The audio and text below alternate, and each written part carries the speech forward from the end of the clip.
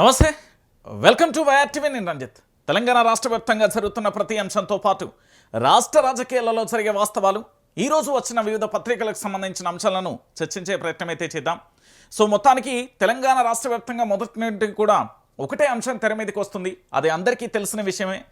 BRS పార్టీలో గెలిచిన ఎమ్మెల్యేలు ఎవరైతే ఉన్నారో బీఆర్ఎస్ పార్టీ అధికారం కోల్పోగానే పూర్తి స్థాయిలో కాంగ్రెస్ పార్టీకి వెళ్ళిన విషయం అందరికీ తెలిసిందే.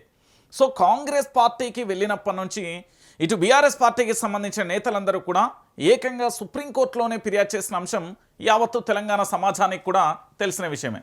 అయితే ఎమ్మెల్యేల ఫిరాయింపుకు సంబంధించి ఇప్పటికే స్పీకర్కు సంబంధించి కొన్ని నిర్ణయాలు తీసుకోవడం, కొంతమంది మేము బీఆర్ఎస్లోనే కొనసాగుతున్నాం, మేము కాంగ్రెస్ పార్టీ కండువానే కప్పుకోలేదు, కేవలం నియోజకవర్గ అభివృద్ధి కోసం మాత్రమే ముఖ్యమంత్రిని కలిసాం, ఇలా రకరకాల ముచ్చట్లు చాలా వరకు కూడా తెలంగాణ రాష్ట్ర వ్యాప్తంగా అందరం విన్నాం.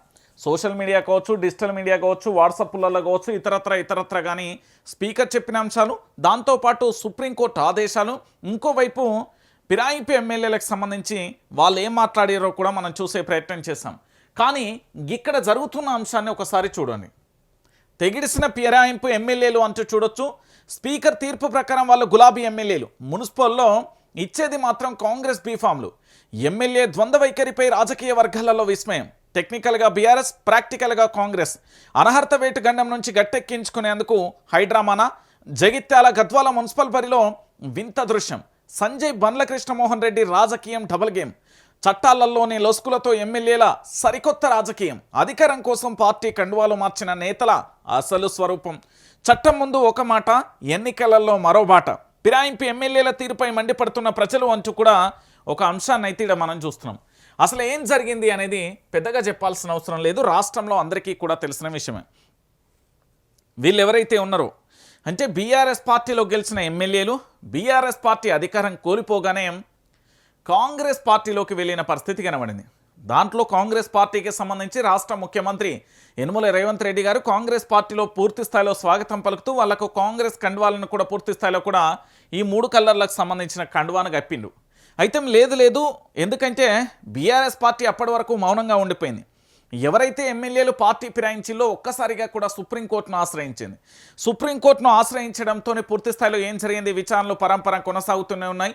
దాంట్లో భాగంగా స్పీకర్కు ఆదేశాలు జారీ చేయడం, వాళ్ళకి సంబంధించిన మీరు నిర్ణయం తీసుకుంటారా, మేము నిర్ణయం తీసుకోవాలంటూ సుప్రీంకోర్టు వ్యాఖ్యానించిన పరిస్థితి అందరికీ తెలిసిందే. అయితే ఈ ఫిరాయింపుకు సంబంధించిన ఎమ్మెల్యేలు ఏమని చెప్పిళ్ళు, మేమెవ్వరం కూడా కాంగ్రెస్ పార్టీలోనే లేము, బీఆర్ఎస్ పార్టీలోనే ఉన్నాం, మాది బీఆర్ఎస్ పార్టీయే, మేము కాంగ్రెస్ పార్టీలో చేరినట్టుగా ఎక్కడా కూడా ఆధారాలు లేవు.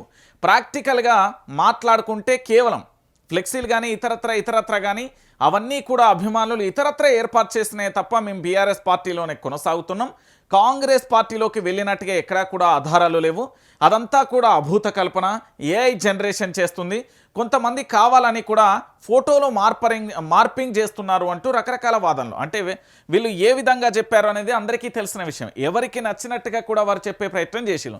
సో ఇలాంటి పరిస్థితులలో ఇప్పుడు ఏమైపోయిందంటే ఎన్నికలు వచ్చినాయి. ఈ ఎన్నికలు వచ్చిన తర్వాత వాస్తవం ఏందనేది అందరికీ తెలిసిపోయిన పరిస్థితే. తెలంగాణ రాజకీయాలలో నీతి నిజాయితీలకు పాత్ర వేస్తూ ఫిరాయింపు ఎమ్మెల్యేలు ఆడుతున్న డబుల్ గేమ్ ఇప్పుడు రాష్ట్ర వ్యాప్తంగా చర్చనీయాంశమైంది. Jagtial MLA doctor Sanjay Kumar, Gadwal MLA Bandla Krishnamohan Reddy తీరు చూసి రాజకీయ విశ్లేషకులు సైతం ముక్కున వేలేసుకుంటున్నారు.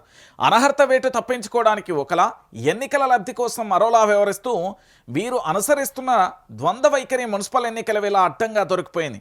అధికారిక రికార్డులలో ఒక పార్టీ, ఆచరణలో మరో పార్టీ అన్నట్టుగా ఎమ్మెల్యే వ్యవహారం సాగుతుంది. అనర్హత వేటు తప్పించుకోవడానికి రాజ్యాంగాన్ని, చట్టాలను అడ్డుపెట్టుకొని రాజకీయ లబ్ధి పొందుతున్న తీరుపై విమర్శలు వెల్లువెత్తుతున్న పరిస్థితి కనబడుతుంది.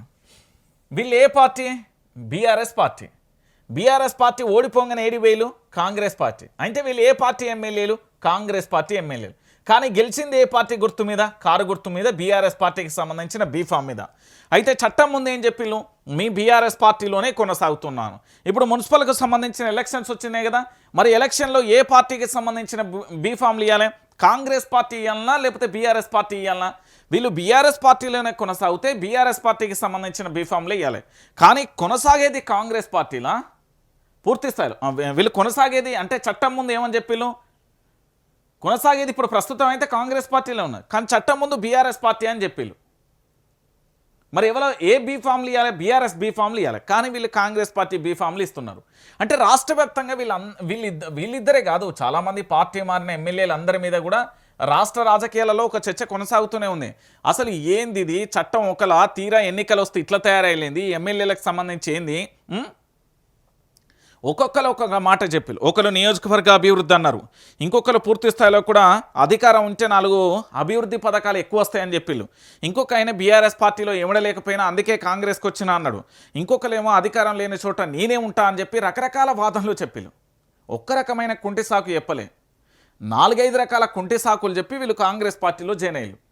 కానీ చట్టం ముందు ఏం చెప్పిళ్ళు, సుప్రీంకోర్టు కానీ స్పీకర్ ముందు కానీ ఇతరత్ర కానీ చాలా చోట్ల ఏం చెప్పిళ్ళు, మేము బీఆర్ఎస్ పార్టీలోనే కొనసాగుతున్నామని చెప్పారు. మరి బీఆర్ఎస్ పార్టీలో కొనసాగితే తెలంగాణ భవన్కి వచ్చి మొన్న ధర్నా చేయని ఉంటుంది. బీఆర్ఎస్ పార్టీలోనే కొనసాగితే వీళ్ళు ఏం చేయనుంటే బీఆర్ఎస్ పార్టీకి సంబంధించిన బీఫామ్లు వేయాలి. వీళ్ళు ఏ పార్టీ మీద గెలిపియాలి, కారు గుర్తు మీద గెలిపియాలి. మరి కాంగ్రెస్ పార్టీకి సంబంధించిన బీఫామ్లు ఎందుకు ఇచ్చిళ్ళు, కాంగ్రెస్ పార్టీకి సంబంధించి పూర్తి స్థాయిలో అభ్యర్థులకు ఎందుకు కాంగ్రెస్ పార్టీకి సంబంధించిన వాళ్ళకెందుకు బీఫామ్లు ఇచ్చిళ్ళు, వాళ్ళ తరపున ఎందుకు గెలిపియమని చెప్తారు అంటే తెలంగాణలో చాలా స్పష్టంగా అర్థమైపోతుంది. చట్టాన్ని, రాజ్యాంగాన్ని, దాంట్లో ఉన్న లొసుకులను అడ్డం పెట్టుకొని వీళ్ళు ఇంకా కూడా పరిపాలన దృష్ట్యా అంటే వీళ్ళ యొక్క పదవులను ఇంకా కొనసాగిస్తున్న పరిస్థితి కనబడుతుంది. అంటే తెలంగాణ ప్రాంత ప్రజలారా ఒక్కసారి ఆలోచించండి, చట్టం లొసుకులను కూడా వదలకుండా వాడుకుంటున్న ఏకైక వ్యక్తులు ఎవరైనా ఉన్నారంటే ఈ రాజకీయ నాయకులే. చట్టాన్ని చుట్టంలో మార్చేసిళ్ళు అంటారు కదా, అట్లా అయిపోయింది. వీళ్ళు చట్టంలోని లొసుకులతోని వీళ్ళు కాలం వెళ్ళదీసే ప్రయత్నం చేస్తున్నారు. అటు సుప్రీంకోర్టు స్పీకర్కి చెప్పడం, స్పీకర్ దానికి సంబంధించి విచారణ చేపట్టడం, దానికి సంబంధించి వీళ్ళు బీఆర్ఎస్లే కొనసాగుతారని చెప్పడం. తీరా చూస్తే వీళ్ళు తిరిగేది కాంగ్రెస్ పార్టీ, వీళ్ళు మీటింగ్లు అటెండ్ అయ్యేది కాంగ్రెస్ పార్టీ, వీళ్ళు పోయేది గాంధీ భవన్, వీళ్ళు కలిసేది రేవంత్ రెడ్డిని, వీళ్ళు కలిసేది కాంగ్రెస్ పార్టీ మంత్రులను. అంటే ఫిరాయింపు ఎమ్మెల్యేలకు సంబంధించి ఇప్పటికే కూడా ఉక్కిరి బిక్కిరి అవుతున్న తరుణంలో ఓ పక్కన కాంగ్రెస్ పార్టీకి సంబంధించి అధికారంలో ఉన్నప్పటికీ కూడా అధికారంలో లేకపోయినా బీఆర్ఎస్ పార్టీ హవా తెలంగాణ వ్యాప్తంగా కూడా కొనసాగుతున్నది.